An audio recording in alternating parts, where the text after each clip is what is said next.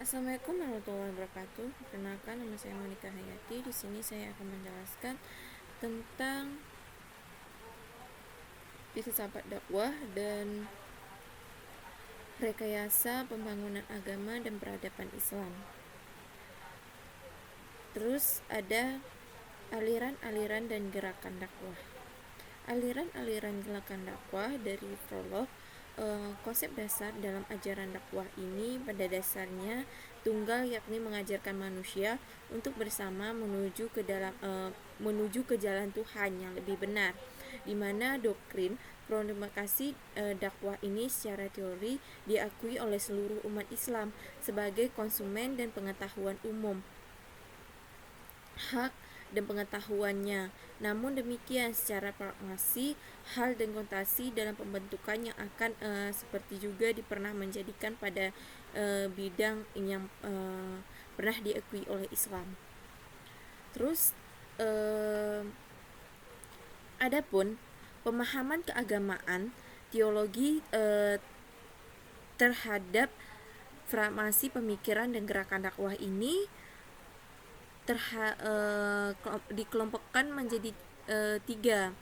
Kelompok Islam yang secara teori cenderung kepada pembentukan formasi agama dan agak ketat dalam memahami orisinalitas agama, misalnya dalam praktik lebih mengarah kepada pemikiran dan gerakan dakwah yang masif dan simbolis. Warna dakwah ini secara konteks tentunya akan berbeda dengan sistem teologi Islam yang substansialis dan kultural.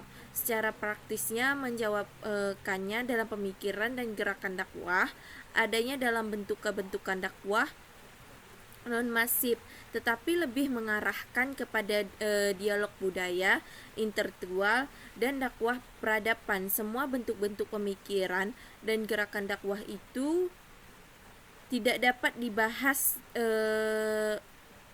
di sini. Namun pemikiran keempatnya, semua dialirkan dakwah dianggap telah mewakili keberagaman pemikiran dan gerakan dakwah. Pertama, dakwah berperan digma daplik. Keduanya dakwah brakdigma pengembangan. Terus masyarakat, ketiganya dakwah paradigma harakah dan pengembatan dakwah paradigma krutula, di mana masyarakat sudah menganggapnya sebagai dakwah. Terus di sini ada dakwah paradigma taklif, di mana taklif ini dalam bahasa Indonesianya itu kan disebut dengan pidato atau ceramah.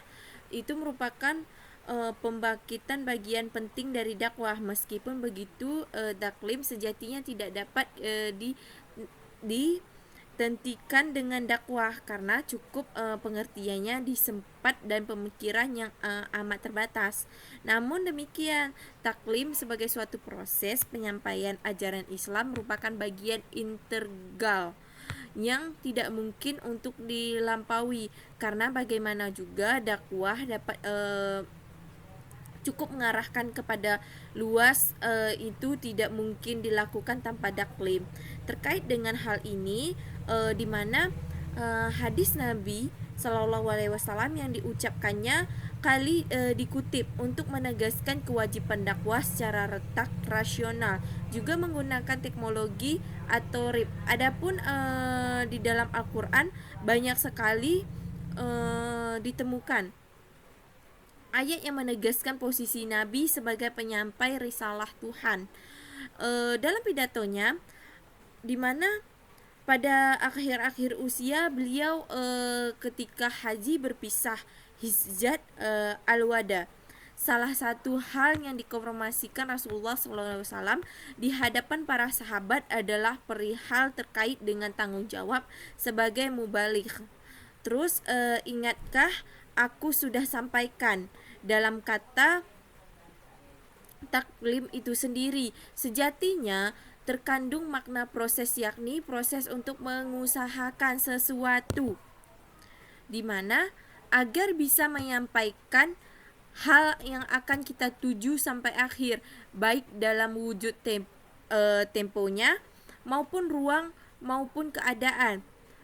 Maupun begitu, belakangan situlah taklim memahami produksi makna.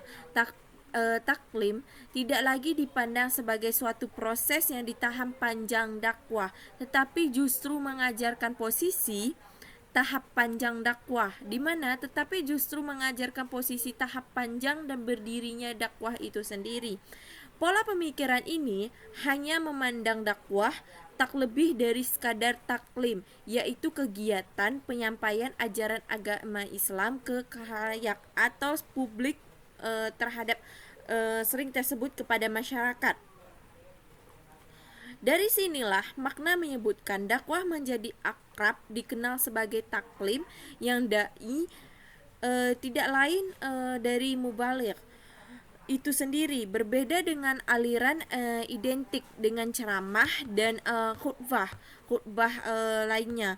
Penentuan kriteria dai mengikuti pola pemikiran yang menjadi batasan hanya terhadap mereka yang aktif berceramah lewat mimbar-mimbar, dan bukan hanya selain, walaupun itu dengan tergolong aktif mewujudkan Islam lebih pemikiran atau tindakannya. Paradigma dakwah yang demikian ini lebih berlanjut dikenal dengan mazhab dakwah taklim. Dari fenomena ini terlihat kebanyakan praktik dakwah di dunia muslim boleh dibilang berada dalam kategori mazhab taklim. Kenyataan ini dialami terutama oleh di dalam mansyeknya. Dinamakan keyakinan spiritual bahwa didirikannya dalam suatu diwali oleh zat yang mematasi, yang mengetahui setiap pemikiran jiwa dan lebih dekat dengan urat nadi sendiri. Orang tidak melakukan semua akan senantiasa dianggap kerugian, serta tidak akan mampu melepaskan diri dari belenggu ke dunia. Terus di mana pokok dakwah? Pokok dakwah paradigma taklim adalah menemukan lingkungan kaum muslim. Maksudnya adalah berusaha bergaul dengan orang-orang baik sesama muslim. Caranya begitu dengan menunaikan kewajiban kita kepada sesama muslim tanpa menuntut hak kita kembali, serta menahan diri dari untuk menyakiti mereka. Di mana melalui muslim juga berarti menghargai diri kita sendiri, mendatangi tempat-tempat mereka untuk memberikan nasihat dan tabligh kepada mereka dalam menyampaikan nasihat. Terus ada pokok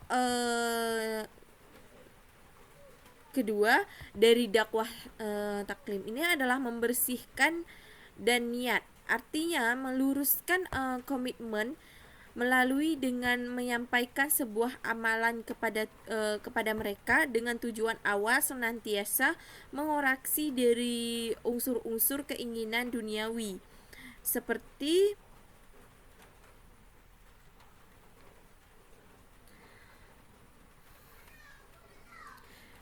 ria, sombong.